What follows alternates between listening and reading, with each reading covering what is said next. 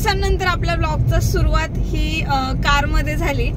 त्याचं कारण असं की मुंबईत आल्यापासून म्हणजे जसं दिवाळीपासून आम्ही आलोय, आम्ही पहिल्यांदा आम्हीच कारमध्ये आताशी बसतोय, तर त्यामुळे आज जरा थोडंसं बाहेर जाण्याचं प्लॅनिंग आहे, तर आम्ही तिकडे निघालोय जाण्यासाठी। आणि रिद्वी खूप रडायला लागली की नाही आज कारमध्येच जायचं, तर तिच्या ख्वाईसाठी आज आम्ही कारमध्ये चाललो, नाही तर आम्हाला खूप लॉंग डिस्टन्स पडतंय आणि खूप टाइम पण लागतो। एवढ्या वेळात आमचा हाफ एन आवरचा रूट होता, तर त्या रूटला जाण्यासाठी आम्हाला ऑलमोस्ट 1 तास लागतोय। तर बघू थोड्या वेळात आम्ही पोहोचूच तिकडे। आणि इथे जाण्याचा रोड जो आहे ना तो अतिशय सुंदर आहे, म्हणजे खूप ट्रॅफिक वगैरे नाहीये, पण लॉंग रूट आहे म्हणून वेळ लागतोय। एकदम खेड्याकडे जसं रस्ते असतात ना तसं असं कोकणात आल्यासारखं फील होतंय आम्हाला।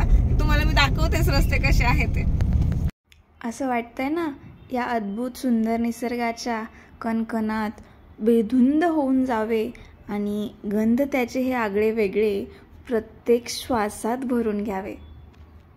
आजच्या आपल्या स्पेशल ठिकाणी पोहोचण्यासाठी कारमधून उतरून थोडंसं पायी देखील चालावं लागतं, आणि ही पण एक वेगळीच मजा आहे बरं का। म्हणजे रिद्वी आणि मी तर खूप एन्जॉय केलं असं चालत जाणं। येस, तर आपण आपल्या डेस्टिनेशनवर पोहोचलोय। तर आपण आलोय ग्लोबल विपस्सना पगोडाला। तर इथे काय येण्याचे बरेच वेज आहेत, जसं की तुम्ही खूप छान एन्जॉय करत फेरीने सुद्धा इथे येऊ शकता, पण आमच्या मॅडमची ख्वाहिश होती की आज कारनेच जायचं, सो आज आम्ही कारने आलो। आणि कार पार्किंगची सुविधा खूप दूर आहे इथून, एक छोटंसं ग्राउंड आहे, तर ग्राउंडवर कार पार्किंगची व्यवस्था केलेली आहे। आणि तिथून तुम्हाला एक 200 मीटर तरी 200 ते 250 मीटर पायी चालत यायचं आहे, आणि त्यानंतर तुम्ही पोहोचणार ग्लोबल विपस्सना पगोडाला। चला आतमध्ये जाऊ आणि मी तुम्हाला दाखवते की काय काय मध्ये आहे आणि काय काय ह्याची हिस्ट्री आहे ते। चलो।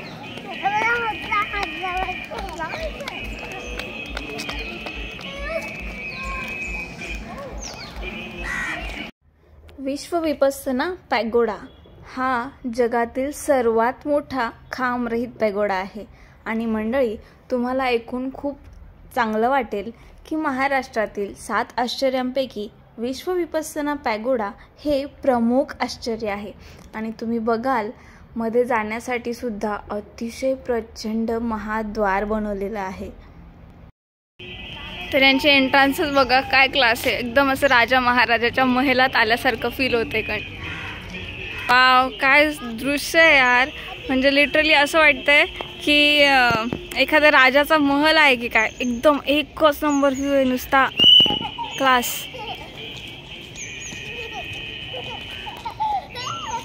अरे रिद्वी काय करते? हा, एन्जॉयिंग?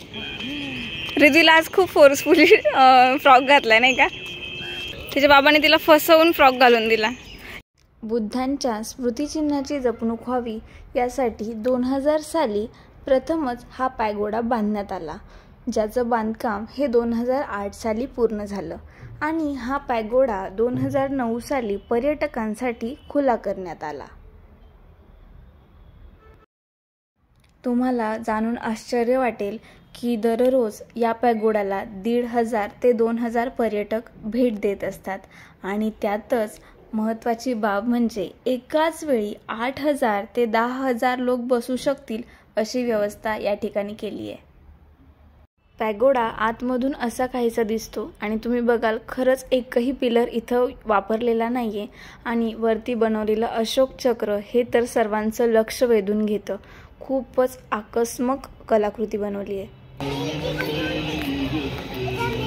इथे का। अच्छा, तर इथे धम्मचक्र बगीचा आहे, तर त्यात आपण जातो आणि तुम्हाला मी दाखवते की ते कसं फिरतंय। धम्मचक्र हे बौद्ध धर्माचे प्राचीन काळापासूनचं एक प्रमुख प्रतीक चिन्ह आहे, आणि बरं का हे प्रगती व जीवनाचे प्रतीक सुद्धा आहे। तर हे धम्मचक्र रेग्युलरली कंटिन्युअस असं फिरतच असतं नेहमी। छान आहे ना, मस्त आहे, एक वेगळाच व्ह्यू वाटतो इथे, एकदम शांत वातावरण आणि काहीतरी छान छान बघायला मिळत आहे।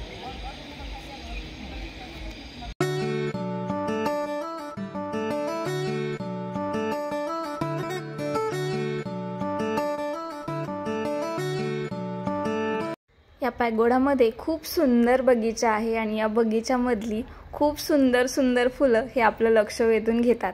तसंच माझंही झालं आणि माझं लक्ष या सुंदर फुलांनी वेधून घेतलं.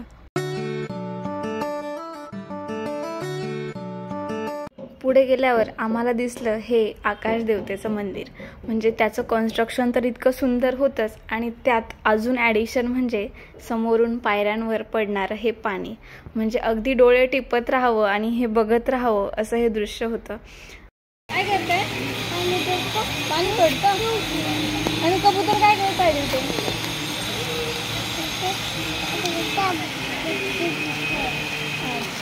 हे आहेत श्री सत्यनारायण गोयंका आणि श्रीमती इलायची देवी गोयंका, ज्यांनी या पगोडाची निर्मिती केलेली आहे.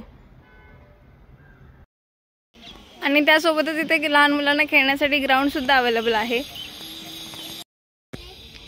1 2 3 स्टार्ट. घाबरली ती. घाबरली ना तू? लागलं का? नाही ना. रिद्वीला सोसायटीमध्ये ग्राउंड सुद्धा कमी पडतं, ती इकडे येऊन सुद्धा खेळते. हे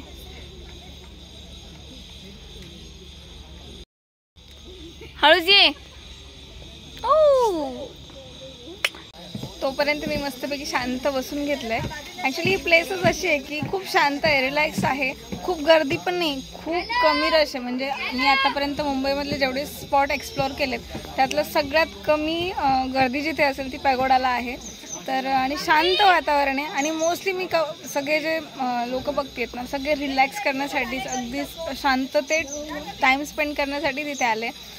ध्यान वगैरे तर सगळं तिथे काम सुरू आहे, बऱ्यापैकी काम सुरू आहे आता, त्याच्यामुळे थोडासा आवाज आहे. अदरवाईज ते जर नसेल तर खूप शांतता असेल इथे. आणि व्ह्यू पण खूप छान आहे. इथे हे बनवलेलं आहे ते तर आहेच, पण झाडी वगैरे त्याचं पण एक वेगळंच लुक आहे. तर इथे एक कॅन्टीन आहे मध्ये या पगोडामध्ये, जिथे तुम्ही स्नॅक्स करू शकता. सगळं ब्रेकफास्ट आयटम सगळं इथे अवेलेबल आहे. जसं की रिद्वी खाते. काय खाते रिद्वी? आईस्क्रीम खाते तू? मजा येते का? हो. काय आणलं आपल्याला? काही खायला नव्हतं? नाही, छोटंवालं नव्हतं का? इथे ॲक्च्युली सगळे काहीच छोटं मिळत नाही. कॉर्नेटो सुद्धा खूप मोठा आहे हा, तिला संपणार सुद्धा नाही. अगोदर तू तेवढं पी आणि मग तुला देणार, ठीक आहे? तेवढं खाऊन घे पहिले, ओके? हे पण पाहिजे, ते पण पाहिजे. रिद्वी बघा एवढी खेळली, इतका घाम आला तिला. किती खेळली तू? सगळी खेळली ना, आणि खूप रडली ती, म्हणून तिला ते आईस्क्रीम द्यावं लागलं. नाही तर तिला काही आईस्क्रीम वगैरे द्यायचं नव्हतं, कारण आत्ताच तिला बरं वाटते जरा सर्दीत. हो ना? पण इतकी रडली, बाई निघायलाच तयार नव्हती तिथनं. हो ना? जसं काही आपण इथे प्लेस बघायला नाही, स्टार्टिंग करायला आलो होतो. परत जायचंय का? ठीक आहे, परत जायचं तुला स्लायडिंग करायला. आपण आता इथून पुढे सॅटर्डे संडेला स्लायडिंग करायला जाऊ फक्त, चालेल? हे विपස්සना भवन आहे, जिथे 10 दिवसांसाठीचा विपස්සना कोर्स घेतला जातो. आणि ज्यांनी कुणी हा कोर्स पूर्ण केलाय त्यांना मेन पगोडामध्ये देखील विपස්සना करण्याची परमिशन आहे. तुम्ही आता बघितलं असेल की रिद्वीला तिचे बाबा नुसते पळवत आहेत. त्याचं कारण असं की ती पुन्हा त्या गार्डनमध्ये जायचं म्हणते, आणि तिथे गेलं तर ती पटकन निघत पण नाही. आणि आता निघायचं आहे, थोडंसंच बघायचं बाकी आहे. सो त्याच्यामुळे मग ते चालू आहे, चल पकडा पकडा खेळू आपण, असं काहीतरी सुरू आहे त्यांचं.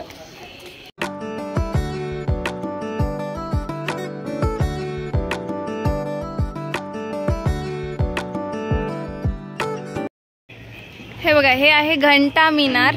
चला आपण पण आता जरा घंटा वगैरे वाजवूया. जायचं ना?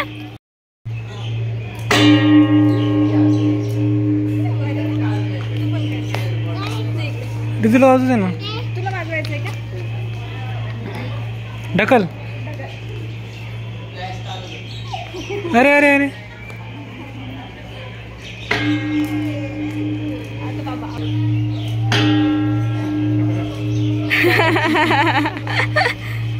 मजा आली? काय पॉइंट काय असं वाजवायचं? तुझा हात नाही पुरणार ना, असं कर ना. टिंग. चल.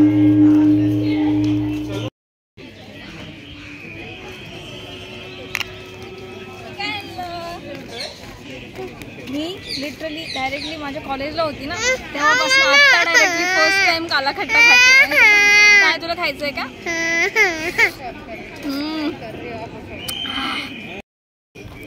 विपස්සना टेम्पल पगोडाची सगळ्यात माझी फेवरेट स्पेस होती, जिथे मला गोळा खायला भेटला. आणि तुम्ही बघा इथे सगळे मस्तपैकी व्यवस्थित घरून असं टिफिन वगैरे करून आलेले आणि सगळे छानपैकी खात बसले. खूप छान आणि इतकं थंडगार वारा आहे. वरती उंबराचं झाड आहे आणि इथे पॉपकॉर्न आणि काय आहे गोळा मिळतोय.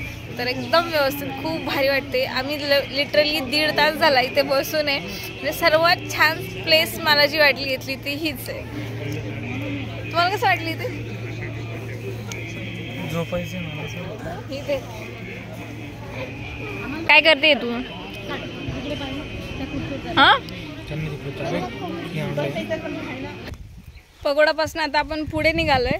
म्हणजे झालंय बघून. आणि त्यात बघा माझं एक कानातलं पण पडून गेलं तिथेच, तर सापडलंही नाही ते.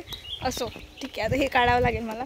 तर पगोडाचा रिव्ह्यू द्यायचं झालं तर खरंच फक्त बघण्यासाठी इथे आलं ना तर 15 मिनिट्स किंवा खूप हळू बघितलं तर अर्धा तास तुम्ही इथे स्पेंड करू शकता. आणि टाईमपास करायचा आहे म्हणजे तुमच्याकडे मुलं वगैरे असतील, जसं रिद्वी खेळत होती किंवा तुम्ही काहीतरी स्नॅक्स वगैरे घेऊन आले किंवा लंच घेऊन आले, तर तुम्ही ते जसं मी आता सांगितलं मला ते लास्टला कळलं. मला अगोदर माहिती नव्हतं की तिथे काही खाऊ वगैरे शकतो आपण, घरून घेऊन जाऊ शकतो. तर तसं काही केलं तर तुम्ही एक चांगला 2-3 तास स्पेंड करू शकता. म्हणजे फक्त खूप रिलॅक्स टाईम स्पेंड करायचा असेल ना तर ही बेस्ट जागा आहे. तुमचं काय मत आहे स्पॉटबद्दल? काही नाही, ठीक आहे, शांत आहे जरा. बाकीच्या सिटी क्राऊडपेक्षा जरा शांत वाटतं. बट काय वर्दी नाही आहे इतक्या दूर येऊन इतकं टाईमपास केलेलं. कारण हार्डली 15-20 मिनटात तुम्ही सगळं बघू शकता जर तुम्ही पटपट सगळं बघितलं तर. आणि इवन तिथे इतकं काही असं इन्फॉर्मेशन टाईप काही नाही पण आहे. कन्स्ट्रक्शन आहे सगळीकडे स्लोगन लिहिलेलं आहे फक्त, जास्त काही नाही आहे. आणि कन्स्ट्रक्शन आहे म्हणजे कन्स्ट्रक्शन जे केलं ते खूप छान प्रकारचं केलेलं आहे. जे बांधकाम आपण म्हणतो ते मस्त म्हणजे एकदम डिझाईन वगैरे खूप छान आहे. त्यांनी मूर्तींचे काही कोरीव काम पण केलेले काही ठिकाणी लाकडांवरती. आम्ही फोटो काढलेच आहे, तुम्हाला ते फोटो बघायला मिळतीलच. बट ठीक आहे, ओव्हरऑल 1 आवर 2 आवर तुम्ही स्पेंड करू शकता दिवसभरामधलं. तुम्ही स्नॅक्स वगैरे जसं आरतीने सांगितलं तुम्ही स्नॅक्स वगैरे लंच वगैरे घरून काही आणलंच तर तुम्ही इथे खाण्यासाठी वगैरे मस्त जागा आहेत. ते शांत झाडाखाली वगैरे सावली असते मस्त छान. आपले छोटे मुलं वगैरे छान खेळू शकता. दॅट्स इट, बाकी काही नाही. तसं म्हणजे एकंदरीत कन्स्ट्रक्शन खूप छान आहे आणि ते कन्स्ट्रक्शन बघण्यासाठीच सगळे तिथे येत आहेत. आणि आम्ही बरंच लवकर आलो होतो तेव्हा रश नव्हती काहीच, खूप कमी गर्दी होती.